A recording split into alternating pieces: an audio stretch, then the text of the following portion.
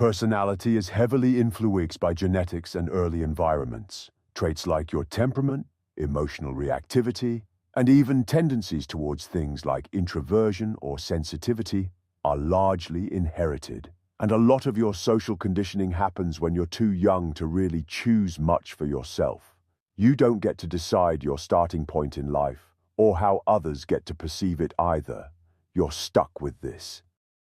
You could argue that it's contextual, and that what's perceived as positive in one place can be negative in another, and vice versa. But the reality is that you're unlikely to wander very far from where you're born. Your family lives there after all. If you're not in the position to pack up and move to some magically more accepting place, and your wiring doesn't match the social norms around you, then you're stuck. There's no way out of this mismatch, and there will be constant friction for the rest of your life. Culture isn't some abstract idea. It's the rules of the game you're forced to play by every day. And if your brain or personality doesn't match those rules, you'll feel wrong just for existing.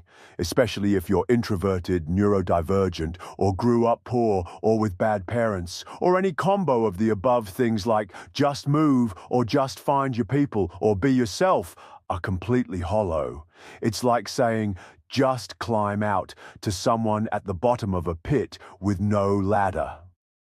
Even in online spaces that say they're inclusive or neurodivergent friendly or alternative, there's still unspoken rules, social hierarchies, in-groups, and ways you're expected to behave and express yourself. And if you don't vibe the right way, if you're too blunt, too intense, too emotionally flat, too cynical, too realistic, even the accepting spaces will push you out. Maybe not directly, but through silence, avoidance, and passive hostility. Everyone wants you to join their community until it stops being cute or convenient for them. You cannot fundamentally change your core traits, so you can't actually work on your personality. Most of your traits are stable and unchanging over your lifetime. You will never be able to flip a switch and become someone else. Most of what people call self-improvement, or even the results of therapy, is just masking. You're becoming more tolerable for people so they don't have to make any effort to understand you, but you're still not being understood. And it isn't actually you. It's just elaborate theatrics. You didn't become a better person. You just tricked people into believing you are while you feel the same way inside because your wiring hasn't actually changed at all. And masking is soul-crushing. It's not growth.